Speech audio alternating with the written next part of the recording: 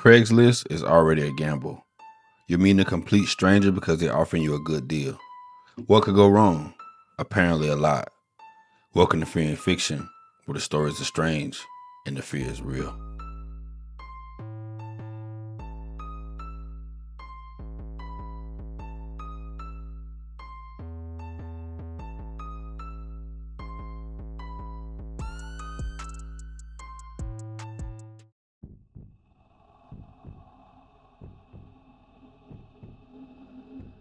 I should have known something was wrong when I saw the word free, because nobody gives away a couch that nice for free.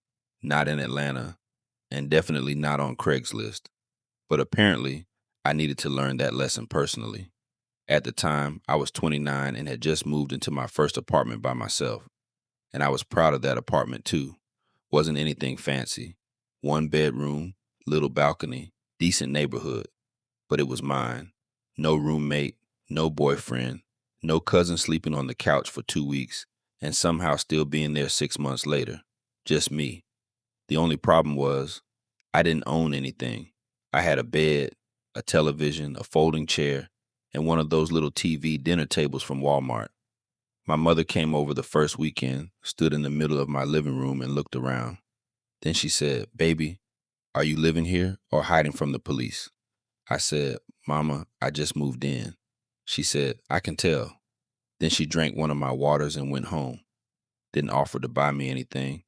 Just came over, judged me, got hydrated, and left. So I started looking for furniture.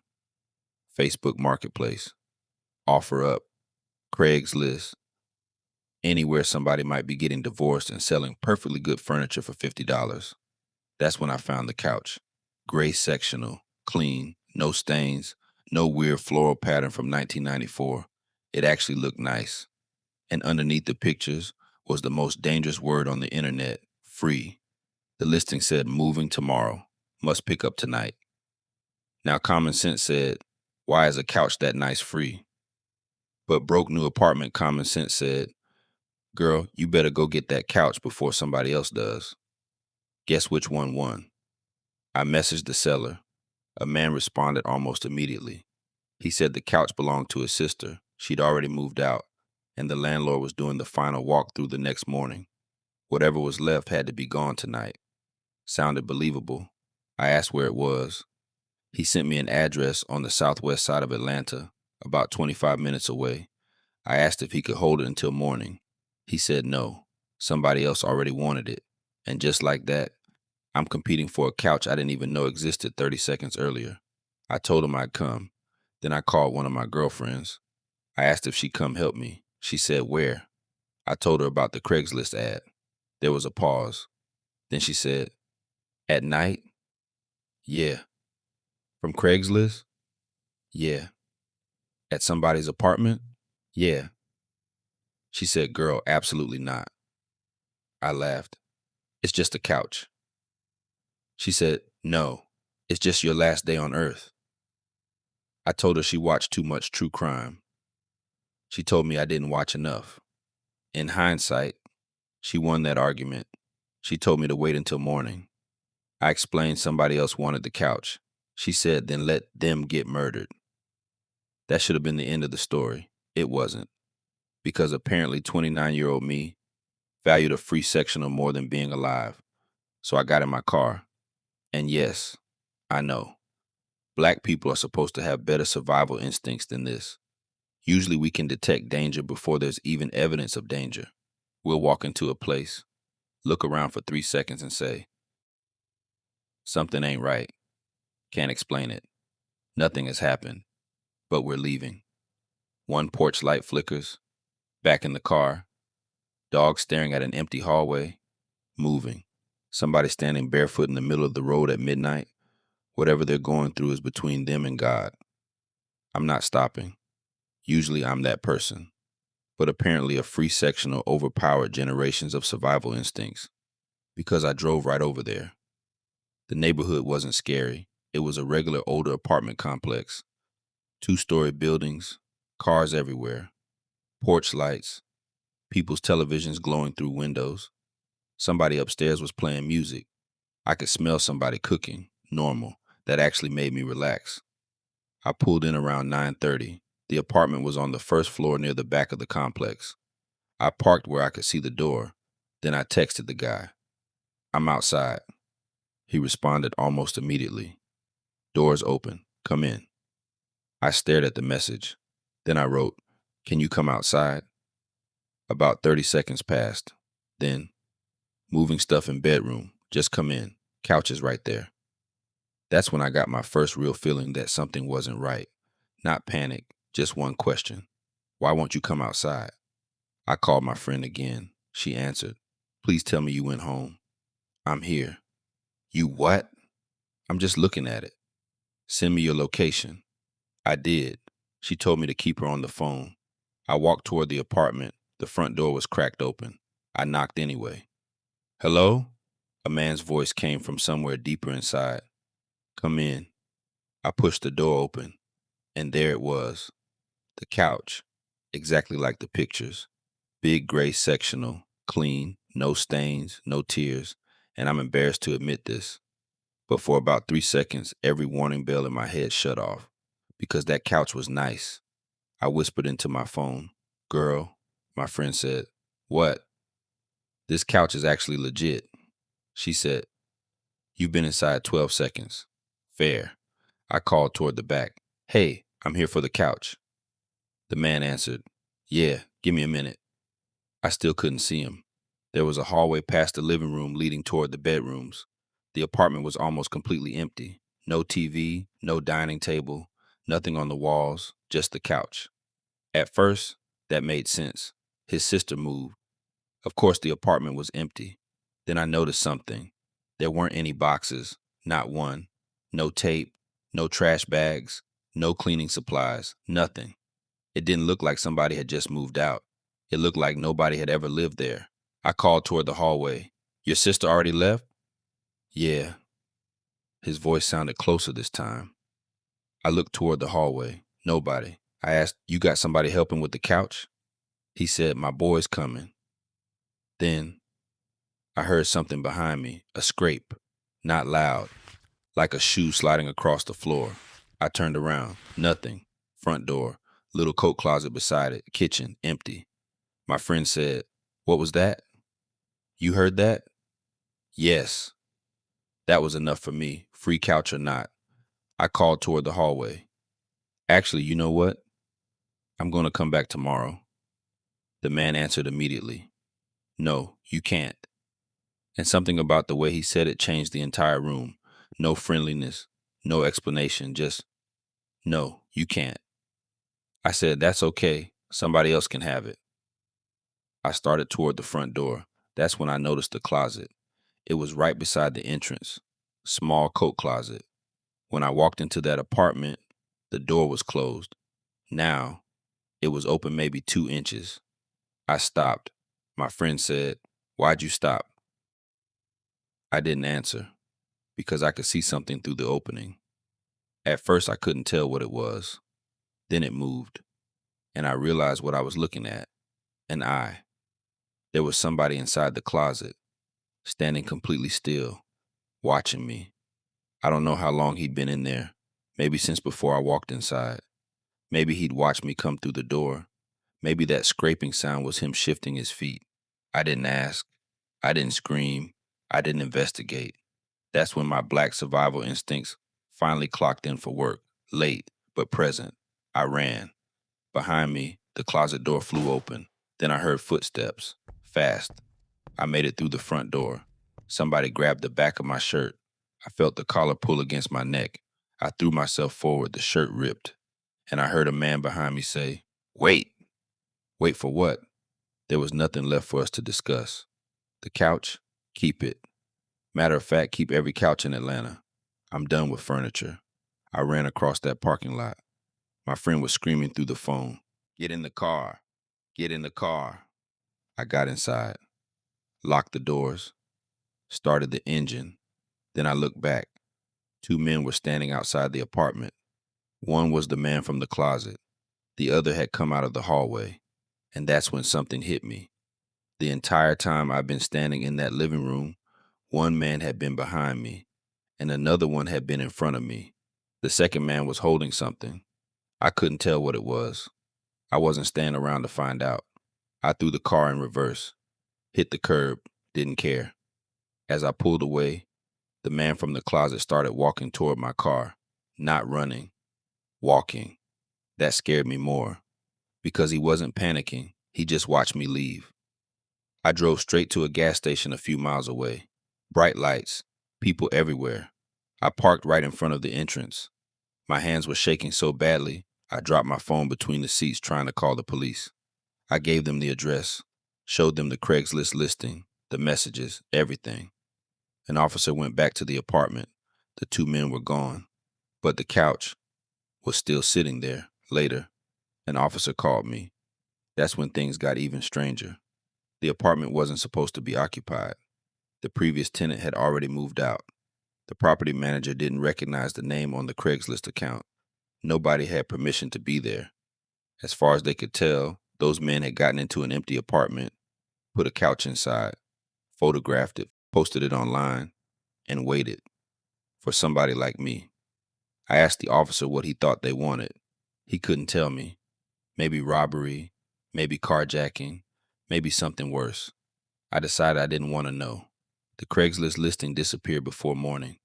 The account disappeared too. I never heard anything else about those men. My friend, however, never let me forget it. A few months later, my birthday came around. She handed me an envelope. Inside was $50. The card said, "Furniture Fund. Please stop trying to die for a sectional." I still have that card.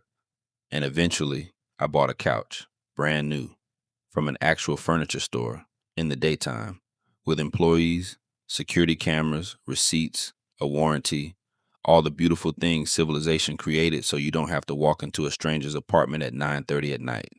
And I've never used Craigslist again. People always tell you to trust your gut. I agree.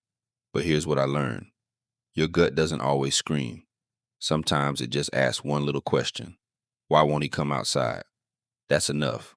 You don't need proof. You don't need to understand what's happening. And you don't need to worry about being rude. Just leave. Because looking back, I don't think that couch was ever really being given away.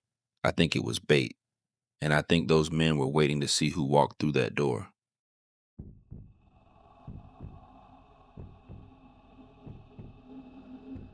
The landlord told me to keep my bedroom door locked.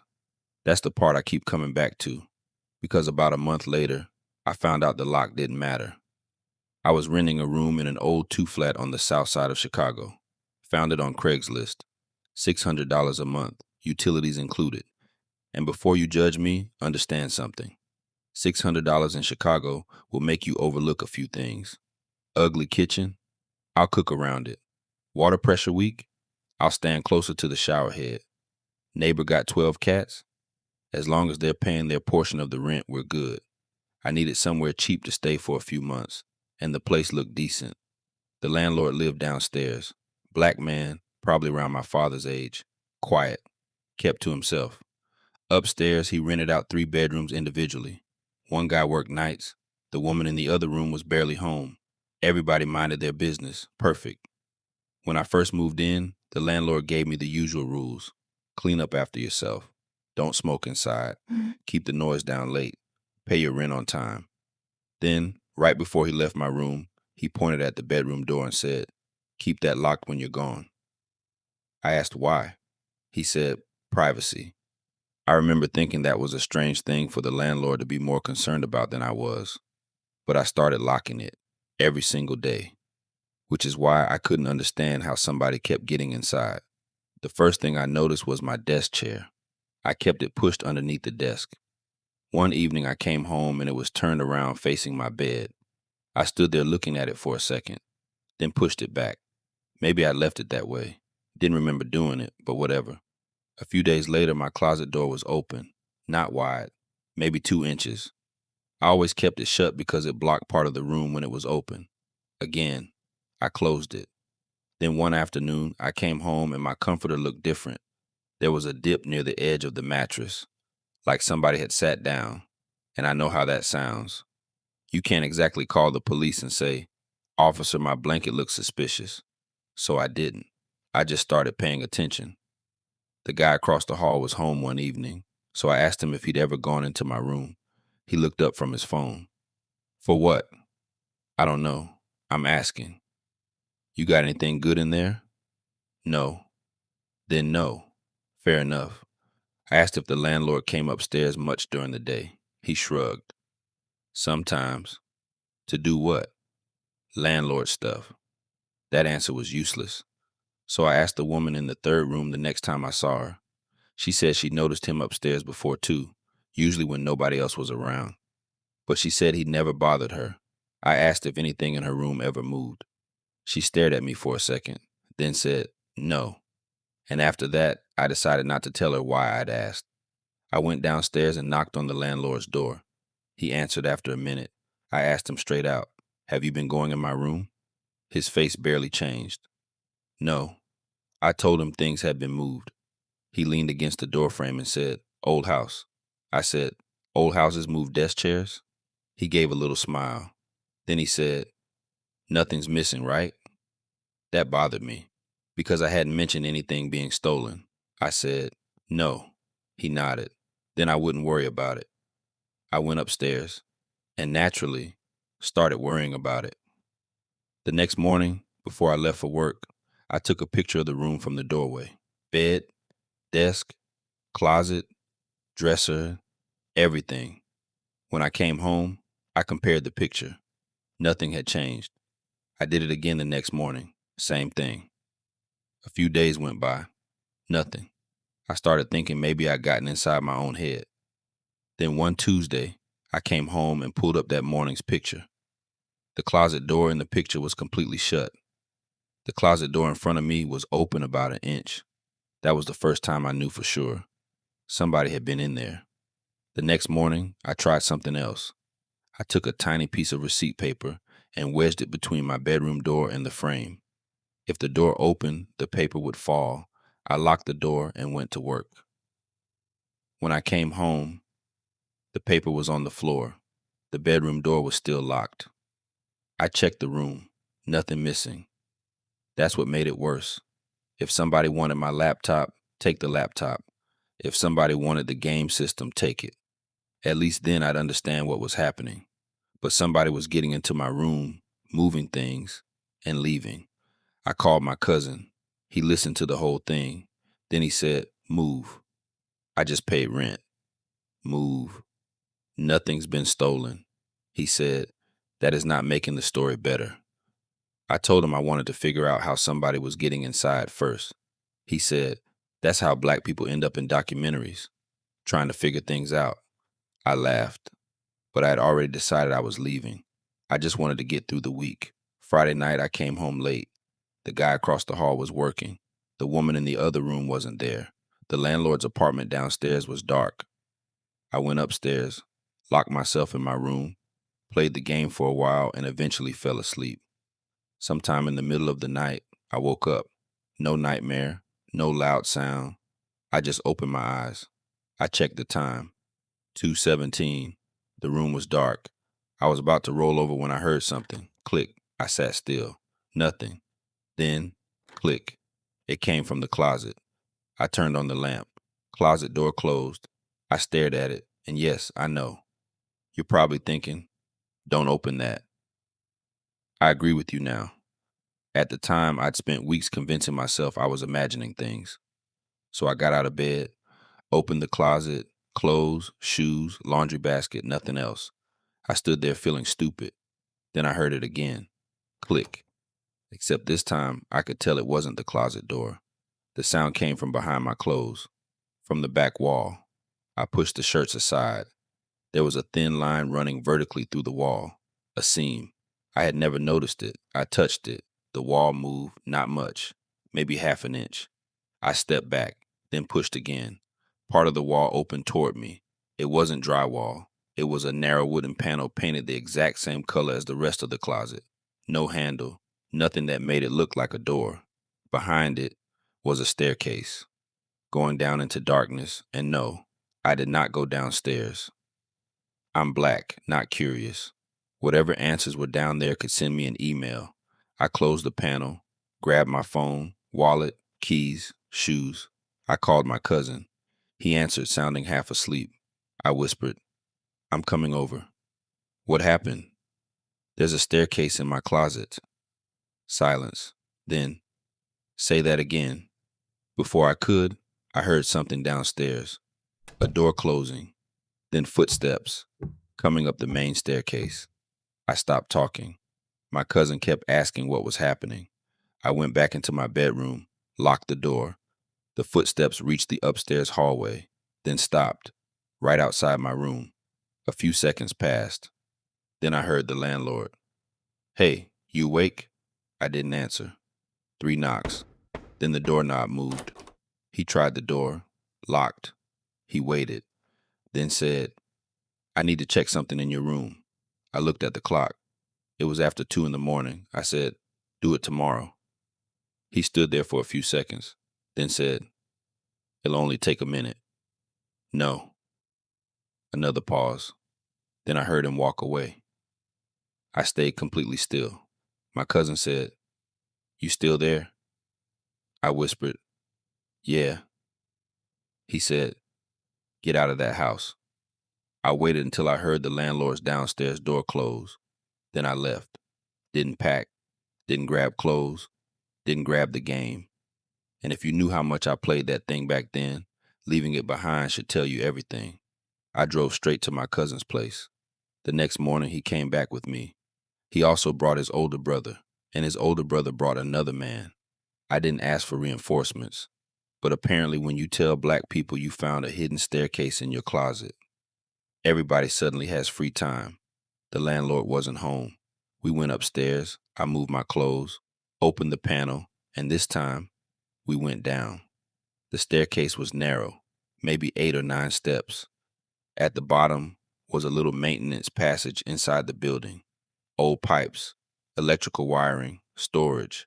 It wasn't some giant secret tunnel, just enough space for a person to move through. There were 3 doors. One led to the basement, one opened into a utility room. The third opened directly into the landlord's apartment. My cousin looked at me, then looked back at the staircase. So he can get from his place to your room? Yeah, he could leave his apartment, walk through that passage, go up the hidden staircase, open the panel inside my closet, and step directly into my bedroom. He never needed my key. He never needed to touch the locked bedroom door. He didn't even need to walk through the upstairs hallway. And once I understood that, every little thing from the past month came back at once. The desk chair, the closet, the drawers, the depression on my bed, that piece of paper on the floor, even though the bedroom door was still locked. I called the police. The landlord came back while they were there. He said the hidden access was for maintenance, said the building was old and he'd owned it for years. He denied ever coming into my room without permission, and I couldn't prove that he had. Nothing had been stolen. I didn't have cameras. Nobody had actually seen him inside. But when one of the officers asked why he never told the people renting those rooms that there was another entrance into one of the bedrooms, he didn't have much to say. I moved out that day. Didn't care about the deposit, didn't care about the cheap rent, didn't care about any of it. I've lived in a few places since then, and now, whenever I'm looking at a new apartment, I check everything. Closets, panels, odd seams in walls, doors that don't make sense. People probably think I'm doing too much. That's okay. Maybe the landlord never came into my room. Maybe the chair moved somehow. Maybe the closet door opened by itself. Maybe somebody else sat on my bed. Maybe every strange thing I noticed had a harmless explanation. But I know one thing. The landlord was the person who told me to keep that bedroom door locked. And the entire time, he knew there was another door inside the closet, one that didn't have a lock on my side. So if I ever rent another place and push against the back wall of a closet, and that wall opens, I'm not investigating. I'm not asking questions. I'm not trying to get my security deposit back. I'm leaving. Some mysteries can stay mysterious.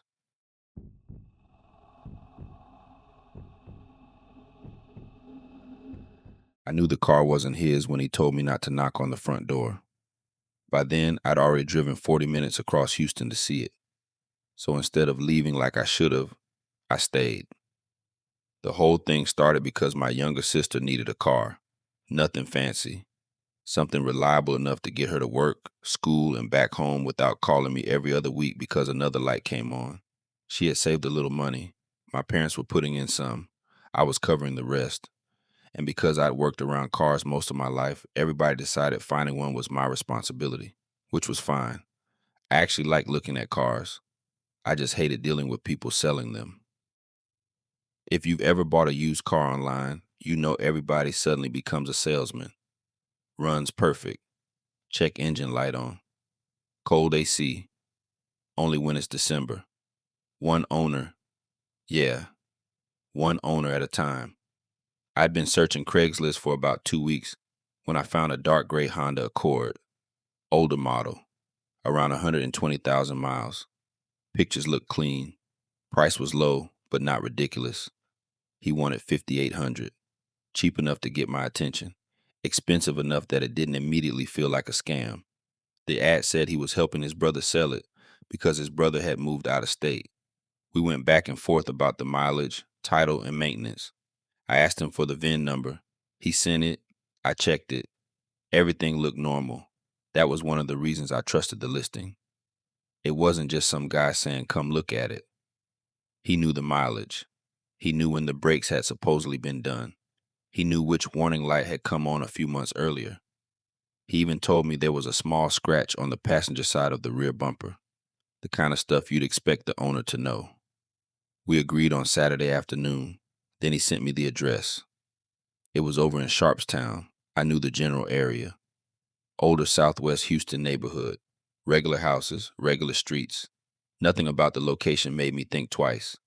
I asked if 4 o'clock worked. He said yes. Then he asked, "What are you driving?" I told him I had a white pickup. He said, "Okay, I'll look for you." Normal question. Then he asked, "You coming by yourself?" That one caught my attention for maybe half a second, but I figured he probably wanted to know how many people were coming to his house. I didn't really answer. I just said, "I'm the one buying it." He sent back, "Cool." Then, about an hour before I left, he sent one more message. "When you get here, don't knock on the front door. I'll come outside." That was strange, but not strange enough to kill the deal. Maybe there was a baby sleeping. Maybe his brother didn't want people bothering whoever lived there. Could have been anything. Saturday afternoon, I made the drive over. I wasn't carrying $5,800 in cash. I need to make that clear. If I liked the car, the plan was to check the title, test drive it, and then handle the money somewhere safe. When I turned onto the street, I saw the Accord before I even found the house number. Same car from the Craigslist pictures, sitting right there in the driveway. That immediately made me feel better. Most scams fall apart once you actually show up. Wrong address. Car doesn't exist. Seller suddenly has an emergency. This car was real. Same wheel, same color, same little scratch on the rear bumper he told me about. I parked my truck along the curb, got out, waited. Nobody came outside. I walked up the driveway and started looking at the car. Tires weren't new, but they had some life left. Body was straight. Interior looked clean through the window. Everything matched the listing. The house looked normal too. Brick, small front porch, curtains open. I could hear a television playing inside. There was another vehicle near the garage. Nothing about it looked abandoned. I waited another minute. Still nobody. That's when I thought about the message. "Don't knock. I'll come outside." So I waited. 5 minutes. Nobody. Now I'm getting irritated because if I'm driving 40 minutes to look at your car, you can at least come outside. I walked around the Accord one more time. That's when I noticed a piece of paper underneath the driver's side windshield wiper, folded in half. I figured it was some advertisement somebody had stuck on the car. I pulled it out, opened it. 4 words were written across the paper in black marker. "This car is not for sale." I read it twice, then looked toward the house. At first I thought maybe the brother had changed his mind, or somebody in the family didn't want him selling it, something like that. Then I heard somebody behind me. "You hear about the Accord?" I turned around. A man from the house next door was standing near the end of the driveway. I said, "Yeah." He shook his head. "You're the third one." I thought he meant the third person interested in buying it. I said, "Today?" He said no, this week. Now I was confused.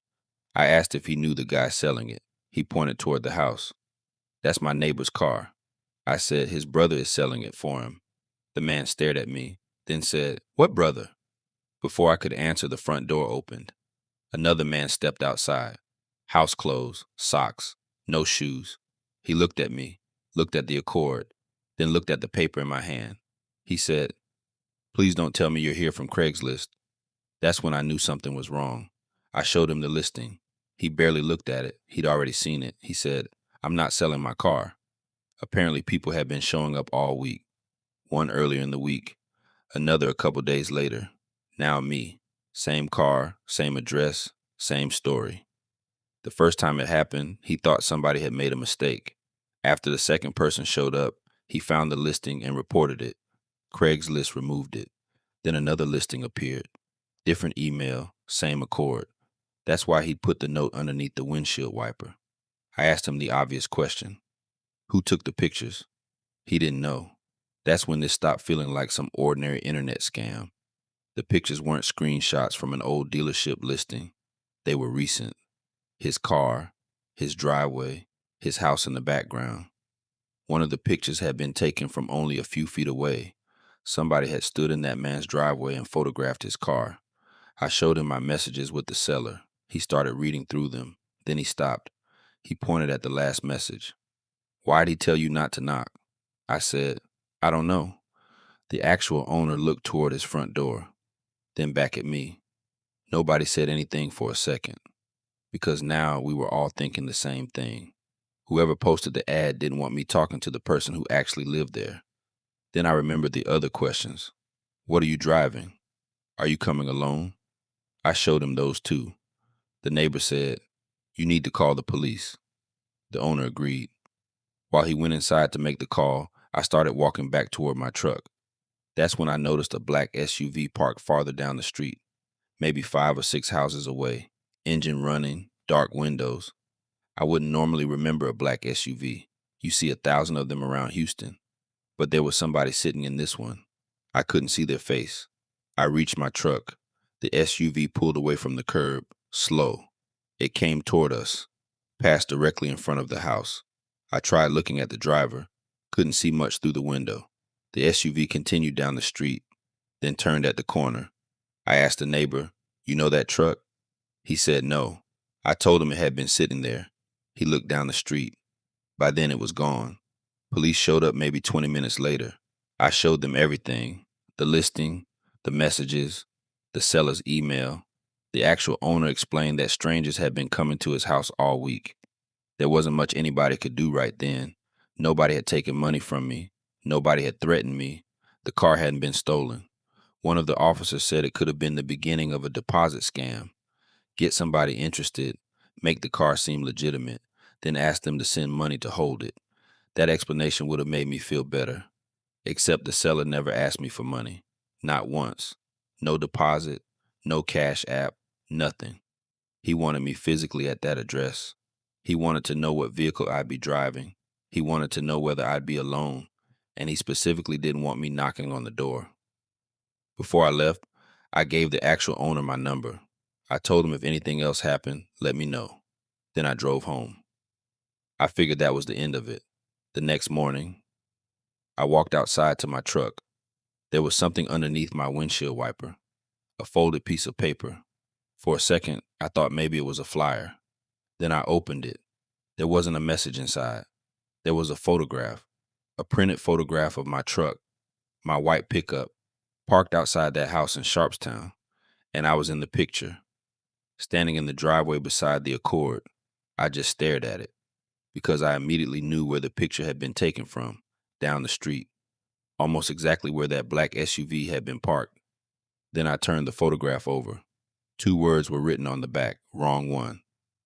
I remember standing beside my truck reading those words over and over. Wrong one. Wrong one for what? I called the police. Then I called the owner of the Accord. I asked him if anything else had happened after I left. He got quiet. Then he told me somebody had come back to his house that night. Around 11, his security camera caught a person walking up the driveway. Hood pulled up, face mostly covered, The person didn't knock, didn't try to get inside, didn't touch the accord. They walked straight to the windshield, pulled the not for sale note from underneath the wiper, and walked away. He sent me the video. I watched it several times. You couldn't see the person's face, but you could see which direction they came from, the same direction where I'd seen the black SUV. That's when the whole thing started bothering me in a completely different way. Whoever was doing this hadn't just copied somebody's Craigslist ad. They had physically been at that house. They photographed the car. They knew where it was parked. They were watching the people who responded to the listing. And somehow, they knew where I lived. Because that picture wasn't mailed to me. It wasn't emailed. Somebody physically came to where my truck was parked and put it underneath my windshield wiper.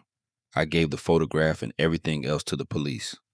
The owner gave them his security footage. I never heard that anybody was arrested. The Craigslist listing disappeared again. As far as I know, it never came back, at least not with that accord. And I still don't know what the plan was. Maybe they wanted to rob somebody. Maybe they were looking for somebody carrying cash. Maybe they planned to follow the buyer after they left. Maybe they were choosing people based on the vehicle they arrived in.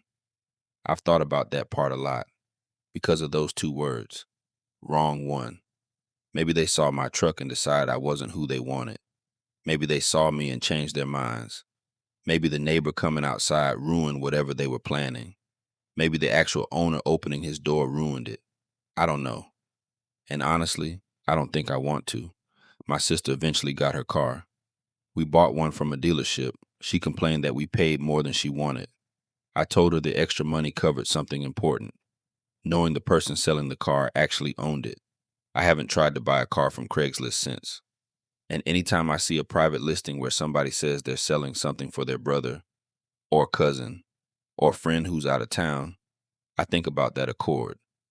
Because whoever made that listing knew almost everything. They knew the mileage. They knew the VIN number. They knew the maintenance history. They knew about the scratch on the bumper. They knew the address. They had recent pictures. They knew enough to convince somebody like me, somebody who actually knew cars, that the listing was legitimate. The only person who didn't know the Accord was for sale was the man who owned it. And looking back, I don't think they were ever trying to sell that car. The car was just a reason to get somebody to drive to that house. What scares me is that I did almost exactly what they wanted. I showed up. I told them what I was driving. They knew I was basically coming alone. There was only one instruction I didn't follow. Don't knock on the front door. I know I technically didn't knock, but I walked close enough to that house for the neighbor to notice me, and eventually the real owner came outside. Sometimes I wonder what would have happened if neither of those things happened. What if I had stayed beside the Accord? What if I had waited for the fake seller to come outside? Would somebody from that black SUV have walked up? Would they have followed me when I left? Would I have ever noticed them? I don't know, but every once in a while, I still think about that photograph, me standing beside a car that wasn't for sale, taken by somebody I never saw, then brought all the way back to my truck after I went home, and those two words written on the back, wrong one. Because after all these years, there's really only one part of the story that still scares me. If I was the wrong one, who were they actually waiting for? I'm a little bit older, so I actually remember when Craigslist was a thing. Do people still use Craigslist? Y'all jump in those comments and let me know. Also, get in the comments and tell me what story was your favorite. I appreciate you checking out the video. Until the next time.